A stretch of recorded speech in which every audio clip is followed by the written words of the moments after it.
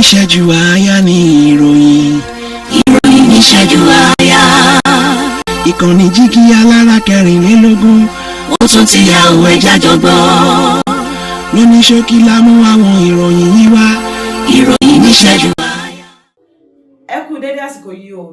ìròyìn ìṣẹ́jú àáyá láti ìkànnì Jígí Alára 24. orúkọ tèmi ni Abímbọ́lá Olúwatósìn Babalọ́lá. ìròyìn náà rèé o. onílé ìsìnkú gbajúgbajà akọrin ẹ̀mí Délé Gold yóò wáyé. Orú mú ọmọdé 4 pa lẹ́yìn tí wọ́n há sínú fìríìjì tí wọ́n ti ń ṣeré.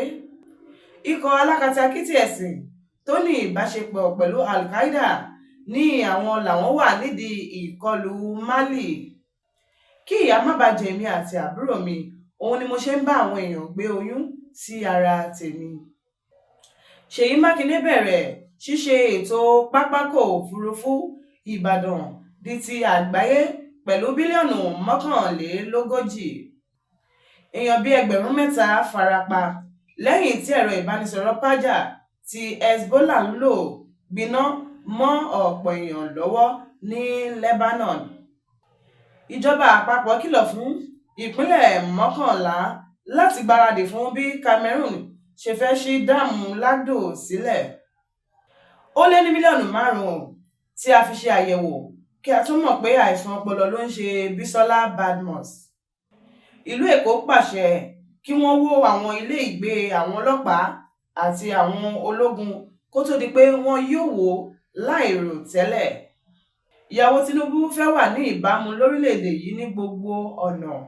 Abímbọ́lá Adélákùn ló sọ báyìí o. tó kí nù kó pọ̀ àní ìjù báyìí lọ ní abala ìròyìn ìṣẹ́jú àáyá láti ìkànnì Jígí Alára 24. orúkọ tèmi ni Abímbọ́lá Olúwatósìn Babalọ́lá. ẹ má gbàgbé láti bá wa subscribe sí ìkànnì yìí fún àwọn ìròyìn àjààbalẹ̀ títí di ìgbà mìíràn tá ó fi rí àtayọ̀ pàdé. orúkọ mi ò yí padà o, Abímbọ́lá Olúwatósìn Babalọ́lá. Ire o, ire lójú owó ń rí.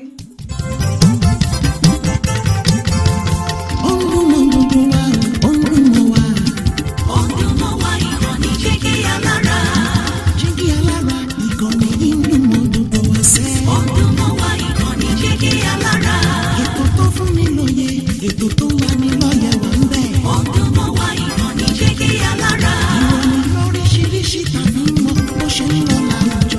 ọdún mọ́ wa ìkànnì Jígí Alára. ìkànnì Jígí Alára. Jígí Alára. Jígí Alára. Jígí Alára. ìkànnì Jígí Alára 24, bàbá gbogbo.